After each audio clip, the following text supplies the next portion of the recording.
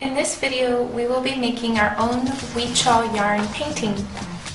Huichol yarn paintings can be described as having contrasting colors, contour line or outline, texture. They also have symbols, and these symbols are put together to tell a story. Here is an example of an original Huichol yarn painting. Notice how every object has an outline of a contrasting color.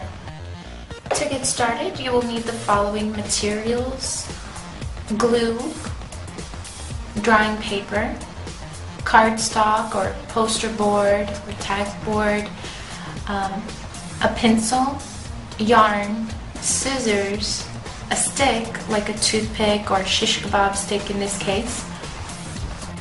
A symbol is a visual image that represents an idea or object. For example, in many of the Huichol yarn paintings, the mother of maize, which is corn, is represented by a white dove. Today, an example of a symbol that we use would be a heart. The heart represents love. Before I got started, I made a list of symbols that we use today. Now, step one to making your yarn paintings is to draw a design using symbols that represent things that are important to you. In my drawing, I included a heart that represents me and Miguel, and it has two interlocking pieces put together to form a heart. I included an image of a drawing of my cat that actually represents my 3 cats. I also included an artist palette that represents one of my passions, which is art. I also included a music note to represent my love for music and dancing. Also, I have the sun and the moon, and that represents nature. I have the interlocking heart within a flower bud that starts down at the bottom by the moon and goes all the way around until it's in the sunlight. And that's my way of representing the journey I've taken through school with my fiance Miguel. Today you will be using symbols and putting them together to tell your story. Here are some tips to help you make a successful yarn painting design. First, keep your shapes simple and big. Second, emphasize the contoured lines of the objects that you draw. Third, and finally, leave room for a 1/2-inch border to frame the whole picture. As you can tell, I simplified my original design because the details in my original design were way too small. Now that your design is ready to go, you will need to cut at least 3 feet of yarn for the various colors that you want to use for the outlines of all the objects and for the border that you're going to be making. I would start off with about 5 pieces of yarn. Next, you're going to start gluing yarn over all the pencil marks that you have on your paper. So you're going to take your bottle of glue and just pour it along the lines. Start with one object at a time and hold one end of the yarn after you have put glue along the outline of the shape. Go ahead and press that one end of the yarn down into the shape, and take the back of the stick that you have and press the yarn down as you're going. When you get to sharp corners, go ahead and just cut the yarn to make those sharp corners. For example, on the cat's ears, I just cut 2 little pieces and I glued each little piece down, 2 pieces for each ear.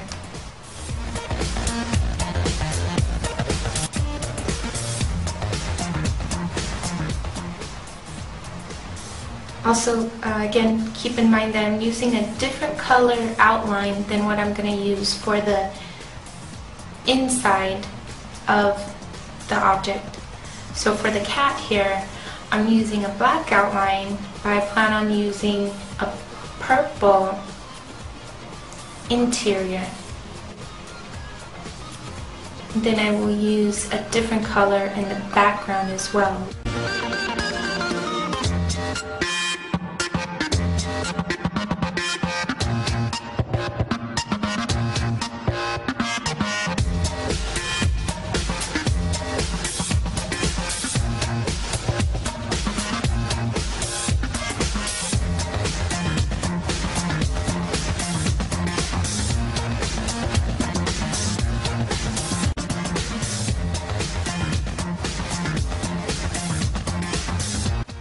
Now that step 2 is finished and everything is outlined as you see here, you can go ahead and start choosing the colors that you're going to use to fill each shape that you have on your yarn painting.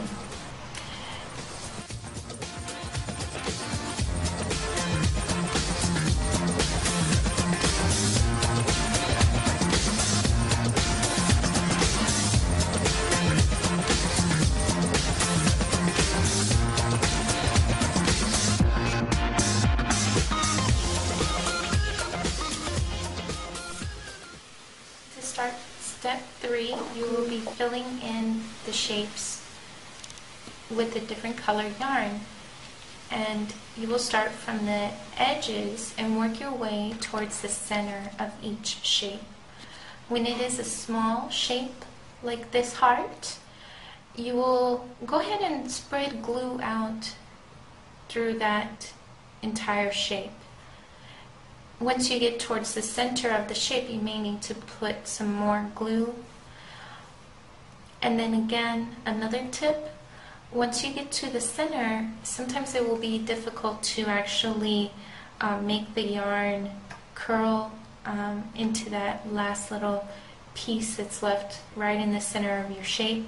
So go ahead and just cut the yarn there and then cut a little piece to fit within that area.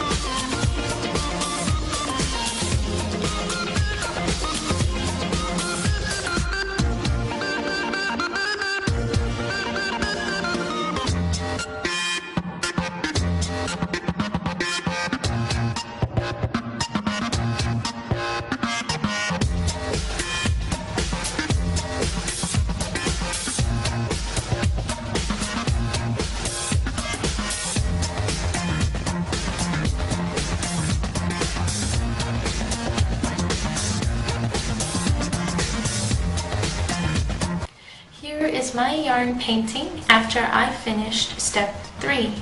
Now I'm ready to start filling in the background with the contrasting color, and I will be working with one small section at a time.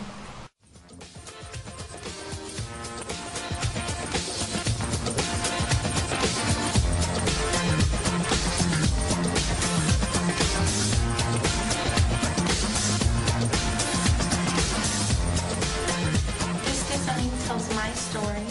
This yarn painting again is about my journey and the people and things I love in life.